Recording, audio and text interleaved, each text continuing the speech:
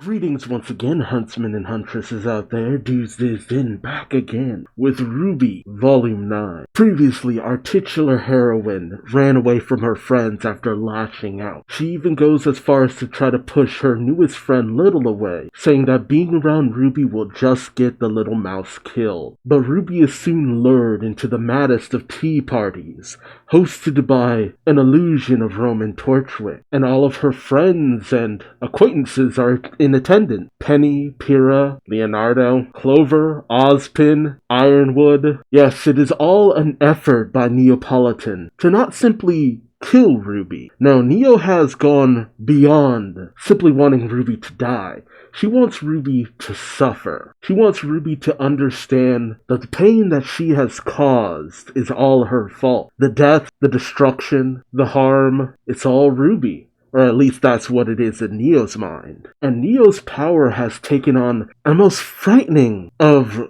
realism. The friend she ends up facing off against, well, Rwby ends up facing off against, seems so real and say the most hurtful thing. The same kind of hurtful things that Rwby has had flooding her mind for some time now. Almost as if Neo has drawn strength because of Rwby's own anxiety, with Neapolitan's goal being to have Rwby consume one of those weird leaves the caterpillar had in the form of tea, drinking which would cause Rwby to ascend, which for the people of the ever after is essentially a form of rebirth, and apparently not true death. But, well, John said it best.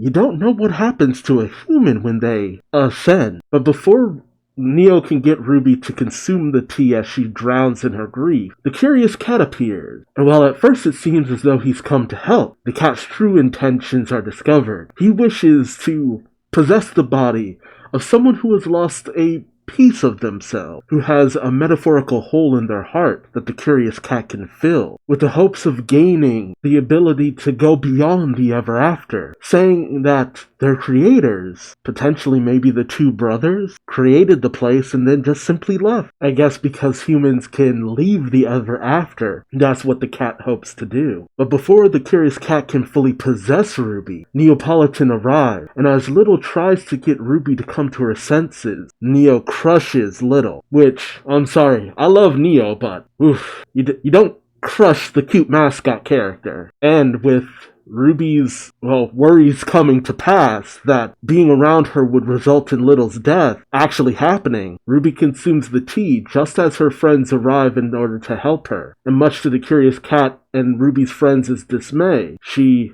ascends, consumed by the tree. And with everyone in a panic, Neo, she accomplished the only other thing she really had going for her for some time. She got her revenge on Rwby. And while her mind was racing for any other purpose, cause, what now? You're kinda stuck in some weird fairy tale world. The curious cat senses Neo's weakness, her vulnerability, and decides, a vessel for the taking, possessing Neo's body, ready to take on the unknown. So the question now becomes, what does it mean to ascend, especially if you're human? Will we find out what happened to Alex's brother? What kind of terrible destruction will Neapolitan wreak across the ever after? Or I guess the curious Neo? What are we calling this?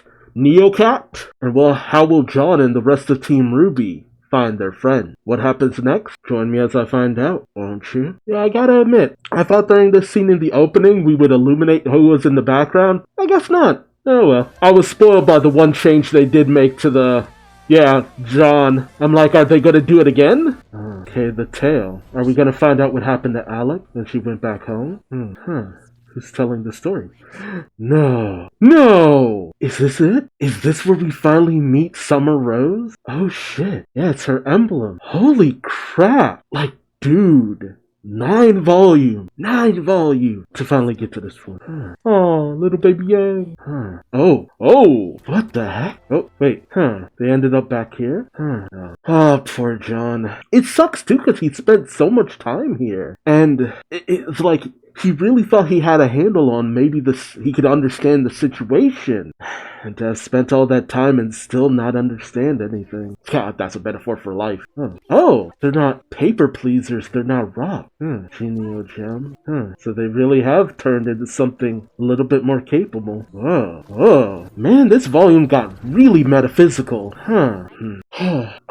I'm still at a loss for what the message here is. I mean, it's not bad to try, but... Aww. Hugs. Oh, you have to accept? Acceptance is how you get to the tree? Oh, I am still so lost. I am still so lost.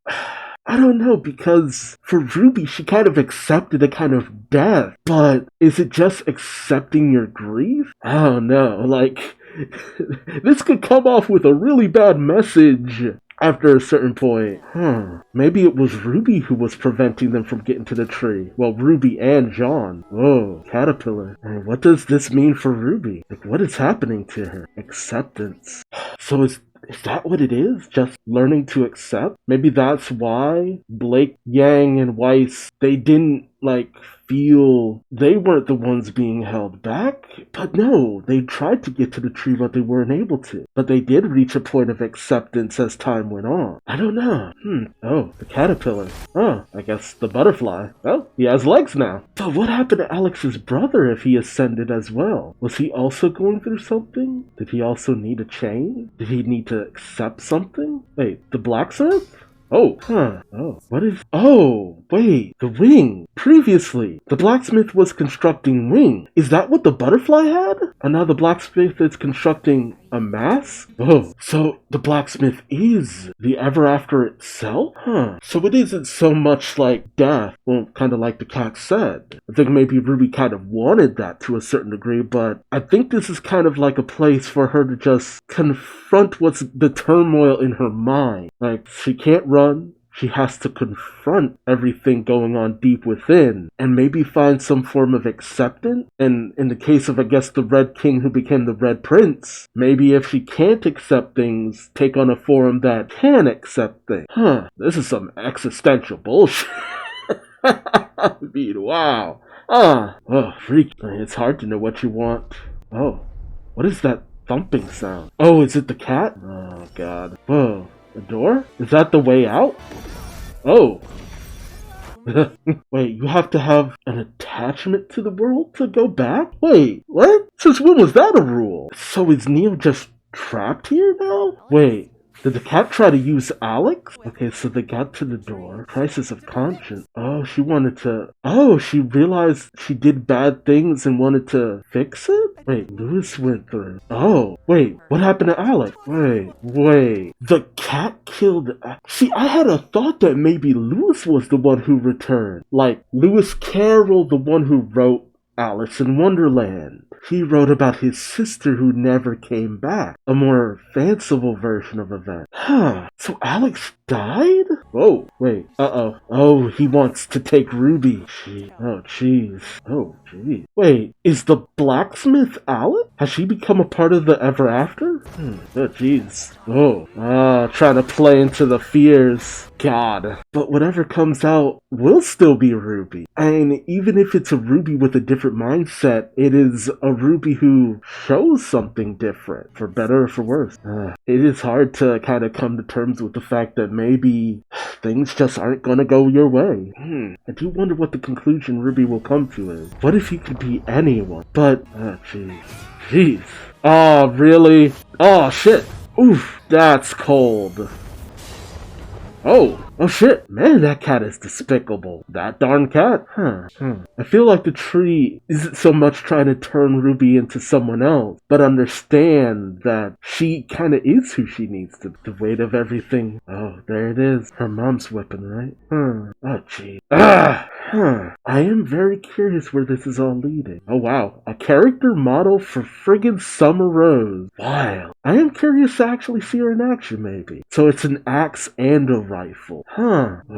That's kind of cool. I wonder how long that's been kind of waiting in the wing. Did Monty design this, or was it only after the fact? And a cat killed Alex. Gee. Oh, cool. I honestly wasn't expecting to find that out. See, I kind of assumed that maybe because of Alex's actions, her brother went through some kind of crisis about what they had done. He was taken by the tree, and Alex maybe returned as her brother to some capacity? I don't know. I guess I went for something a little too out there. I will admit, I felt a little off about Weiss, Yang, and Blake's reaction to everything, because they're putting a lot of acceptance into what's happening to Rwby. And it's helped that they've kind of seen that for some they turn out how they need to, what they feel they need to be in order to move on with their lives. But I don't know. Even Yang's little worry when she saw what became of Rwby is just it's understandable to a certain degree, but I feel like I don't know how to elaborate it. It just feels like they should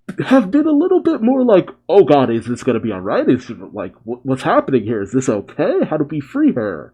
Kind of situation. And it was cool that we got to see what became of the paper pleasers, how much more capable they became after they ascended. But that little stopover was just yo, we gotta get to Rwby. We gotta find out what's happening with her. Let's go, go, go. But I fully believe the blacksmith is Alex. After the cat did what it did, Alex took on the form of a being of the ever after. And does John maybe need to ascend as well? Because he's got a lot of turmoil to work through as well. But the cat's comment that Neo no longer has any attachments to the world. I mean, I guess to a certain degree that's true, because she doesn't care about Cinder or Salem or anything like that. She was only in it to get revenge. I guess I really kind of underestimated just how much she really cared about Roman Torchwick. I mean, yeah, there was the vengeance, but I don't know. I guess I never considered that she didn't consider anything beyond getting that revenge. I guess it really does go to show how hollow revenge can be. But now I really do have to wonder, what becomes of the cat? What becomes of Neo? Because I very much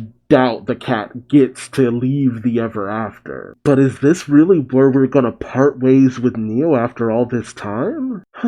It kind of makes a bit of sense though. I mean, technically she got her revenge, as far as she knows. I don't know, I'm having a bit of flashbacks to Genlock and how it kind of handled what was essentially a suicide that turned out not to be a suicide. And to a certain degree, that's kind of what Rwby did. But, for her, she was pushed into it. Neo was coaxing it hard, which was really messed up. But Rwby had a look of, maybe they'd be better off without me. I wonder, what was the blacksmith making this time, though? Because before she was making butterfly wings. Maybe something for Little? Because, Little died, but technically, Little wasn't consumed by the Jabberwockies or Jabberwalkers, so maybe Little will be reborn? Maybe as something not so little? I wonder. Maybe we'll see Little return in a different form as well. But I wonder what? And I'm still wondering what happens when Jean returns to Remnant. Will he still look aged up? It's a trip. Yeah, that's about all I can really think of right now. And as much as I did enjoy Blake and Yang finally sealing that commitment deal, yes, finally, jeez. I don't know, it feels like we're not doing enough with the characters right now, but at the same time, we're focused on what we need to focus, and that is the turmoil that Ruby's been going through. The rest of her friends have dealt with some pretty crushing things and had to kind of sort through being at their lowest of lows. Yang when she lost her arm, Blake and her guilt and everything with Adam, Weiss and everything with her family. Although I feel like Yang, we gotta address Yang and her mom's situation at some point. We need to get back to that at some point, because that was her driving thing, and I feel like we moved away from that a little too hard. So they have really kind of gotten through a lot of their turmoil, and a lot of that is thanks to Rwby. So taking this time to deal with Rwby and her turmoil makes a lot of sense. I'm just wondering, are we gonna see Ruby's childhood with Summer? How that family life was? Maybe the day that Summer disappeared? I'm very curious. Okay, I've babbled on enough. Let me know your thoughts in the comment section below. What do you think is the next step for Rwby? What will we see? Is she going to become like what she thought her mom was? Is she going to have some kind of understanding of why everything's so heavy? That's the weight of responsibility. Yeah, it's not easy, but that doesn't make it any less worth doing, or at the very least less worth trying to do. You're trying to do the right thing. And sometimes doing the right thing is the hardest and heaviest thing. I don't know. Again, let me know your thoughts in the comment section below. And until then, I've been Duuz-Diz-Din, and I hope to see you in the next one. Take care. Bye-bye.